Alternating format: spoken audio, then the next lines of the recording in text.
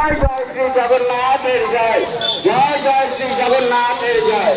গীতার কথা হবে, গঙ্গা ঠাকুর আছে, প্রভু আছে, আমিও আছি। জমি যদি এই ঘরে মা সরস্বতী সুরক্ষিত অবশ্যই আমি বলবো। এবং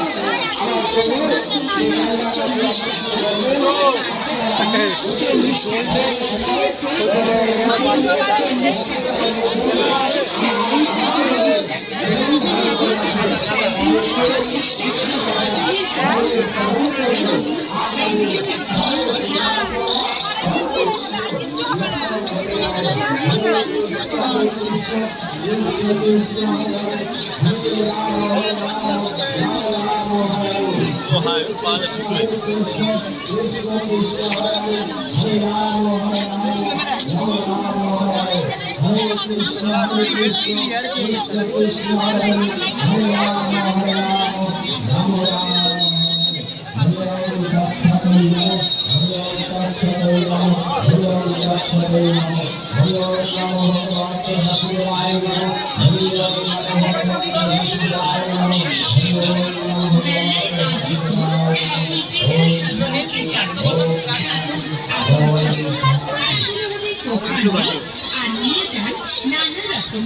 সাংসারিক সামগ্রী এবং বাচ্চাদের নানা রকমের খেলনার সামগ্রী হরেক মাস 40 টাকা 40 টাকা 40 টাকা।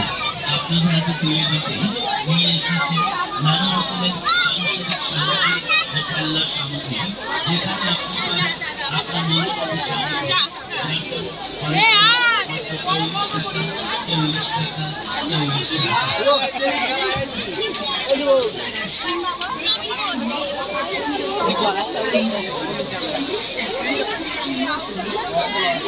গুরু ব্রহ্মা গুরু বিষ্ণু গুরুদেব মহেশ্বর গুরুদেব পরম ব্রহ্ম তস্मै শ্রী গুরবে নমঃ। ব্রহ্ম উপলব্ধির বিষয়, যে দেখেছে একমাত্র সেই জেনেছে, আর যে জেনেছে সে ব্রহ্মের খবর দিতে পারে না। একমাত্র কেবল অবতার পারেন। সুতরাং তুমি তপস্যা করো, তাহলেই ব্রহ্ম সম্বন্ধে ঠিক ঠিক জানতে পারবে। তপস্যাই ব্রহ্ম। ভৃগুমুনি তপস্যা করলেন, তারপর জানতে পারলেন আনন্দই ব্রহ্ম। কারণ আনন্দ থেকেই জগতের উৎপত্তি হয়েছে, আনন্দের দ্বারা জগতের প্রসার ঘটেছে। জগৎ আনন্দের দিকেই চলেছে এবং শেষে এই আনন্দেই সব বিলীন হবে।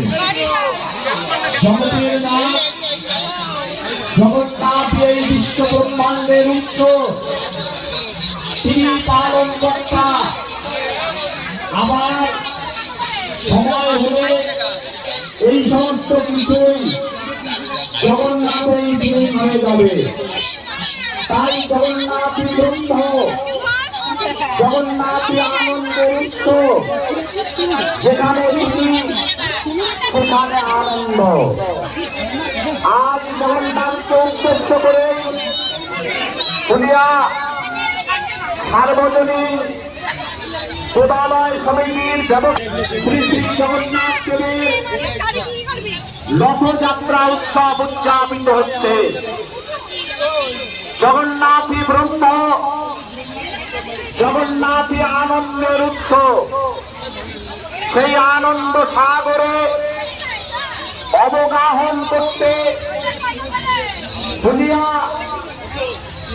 পার্শ্ববর্তী অঞ্চল নদিয়ার বিভিন্ন প্রান্ত থেকে অগণিত দর্শনার্থী, অগণিত পুণ্যার্থী দুনিয়ার রথের মেলায় এসেছেন। রথের ওপর উপবিষ্ট শ্রী শ্রী জগন্নাথ দেবকে দর্শন করছেন। পরে এখন রথের রশিতে টান দিয়ে মানব জীবন ধন্য করছেন। শ্রীধাম বৃন্দাবনে গোপীদের নিষ্কাম প্রেম, তাদের শুদ্ধা ভক্তি দেখে ভগবান আনন্দে শিহরিত হয়েছিলেন, কারণ তিনি প্রেমের কাঙাল। পরম পুরুষ ঠাকুর রামকৃষ্ণ পরমহংসদেব বলতেন, প্রেম হলে সব গীত আনন্দকে বারবার তরি পাওয়া যায়। তরি ধরে টানলেই হয়। আজকে যদি আমরা রথ ধরে টানি, জগন্নাথকে ডাকি, তখন তাকে পাবো।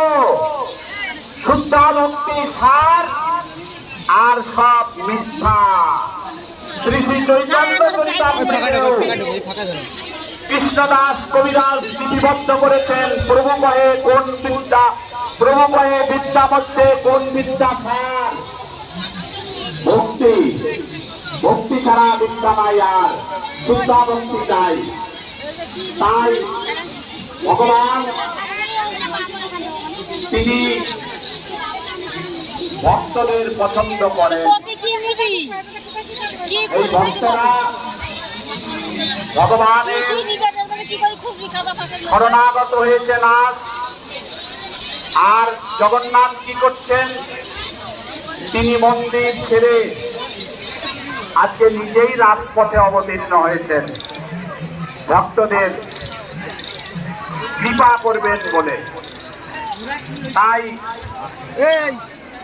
উল্লেখ রয়েছে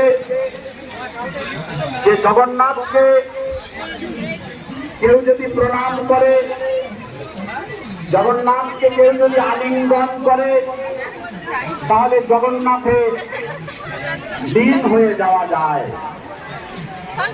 পরমাত্মার সঙ্গে মিলন হওয়া যায়।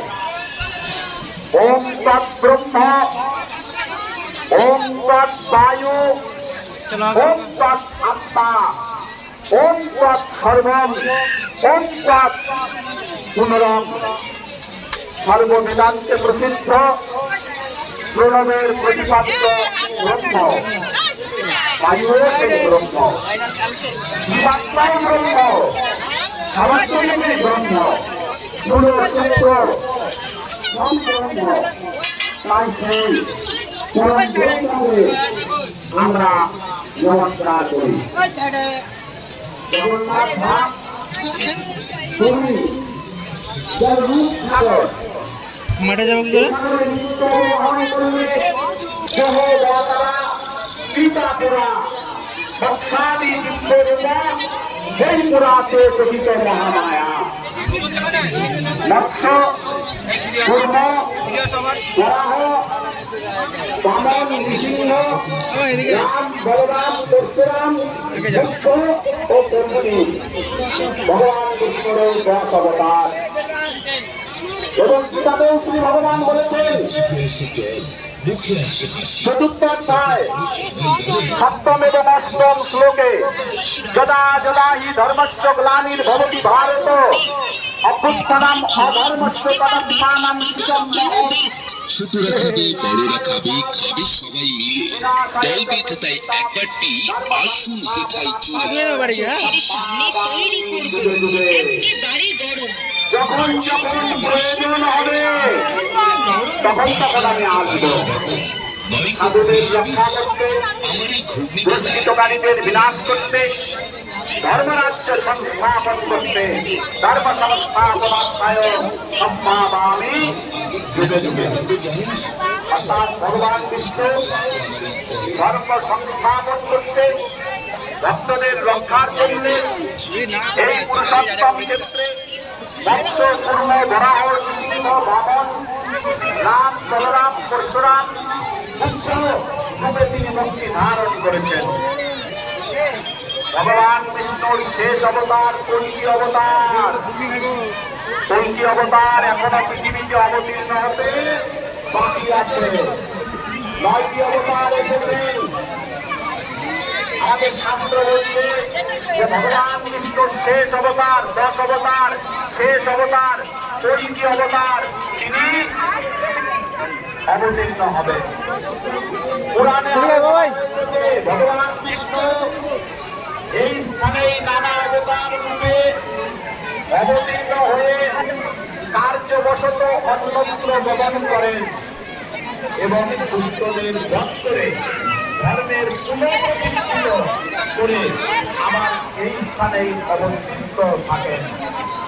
এই জন্য বর্তমানে 10 অবতারের দর্শন আরাধনা করলে যে ফল লাভ হয়, কেবল জগন্নাথ দর্শন করলেই এই ফল পাওয়া যায়। উত্তম খণ্ডে